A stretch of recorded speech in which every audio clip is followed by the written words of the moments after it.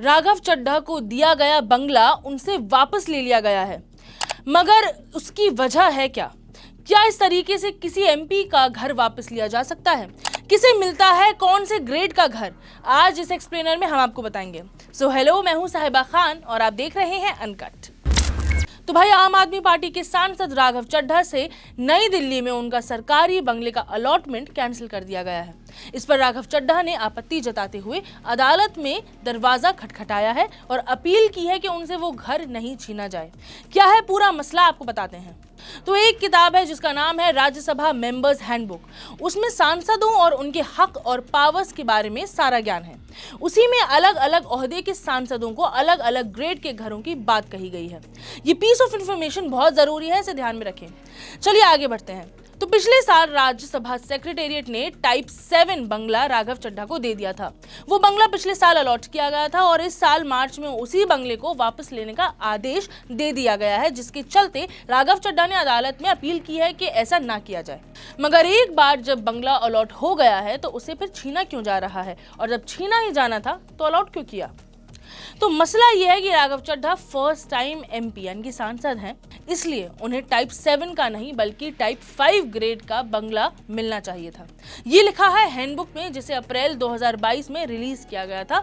Handbook में लिखा है कि अगर आप कैबिनेट मंत्री रहे हैं, गवर्नर रहे हैं, पूर्व मुख्यमंत्री रहे हैं और या फिर पूर्व लोकसभा स्पीकर रहे हैं, तभी आपको टाइप 7 बंगला मिल सकता है। आपको बताती चलूं कि टाइप 7 ग्रेड का बंगला एक राज्यसभा सांसद को दिया गया दूसरी सबसे बड़ी कैटेगरी का बंगला होता है, और वो राघव चड्ढा को मिला था। हालांकि हैंडबुक में यह भी लिखा गया है कि हाउस कमेटी के चेयरमैन एक्सेप्शनल सर्कमस्टांसेस या फिर स्पेशल केसेस में किसी को उनकी पोजीशन से ज्यादा के ग्रेड का बंगला अलॉट कर सकते हैं।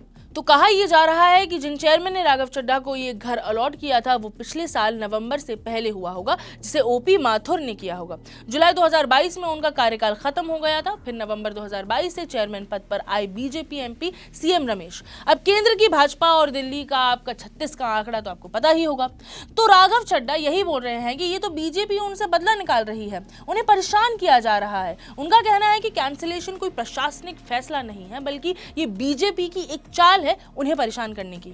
यह हरकत सियासी चाल ज्यादा लग रही है। उन्होंने कहा कि यह हरकत मुझे राज्यसभा में चुप कराने के लिए की जा रही है ताकि मैं केंद्र से सवाल न कर सकूं। वो ये भी कह रहे हैं कि कैंसिलेशन उन्हें बगैर नोटिस दिए हुआ है।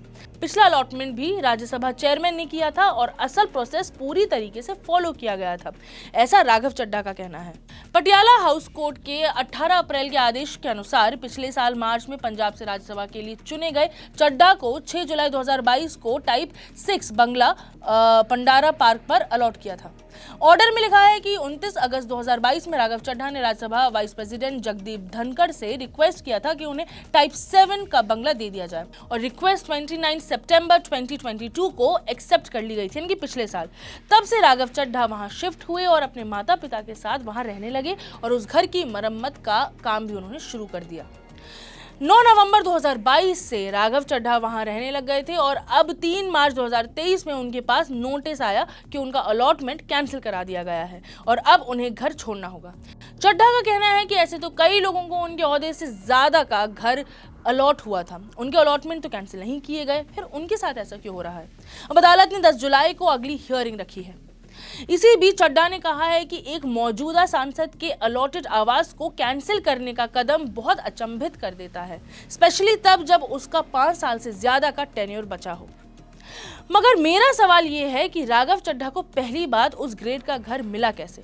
कौन सा ऐसा एक्सेप्शन आ गया था जो चेयरमैन ने उन्हें इस ग्रेड का बंगला दिया, और फिर जब एक बार को दे दिया था तो वापस उनसे घर क्यों लिया जा रहा है? इंसान अपने माता पिता के साथ रह रहा है, मरम्मत में पैसा लगा रहा है और अब वो वही घर छोड़ रहा है। इस केस को देखकर लग तो यही रहा है कि इस लड़ाई का कहीं तो अंत होना चाहिए। ये जो लड़ाई है सेंटर वर्सेस दिल्ली गवर्नमेंट की, उसका कहीं अंत होना चाहिए। आपको क्या लगता है कि कौन सही है कौन गलत है? हमें कमेंट बॉक्स में बताएं। फिलहाल मुझे दे इजाजत। मैं हूं साहिबा खान और आप देख रहे हैं अनकट।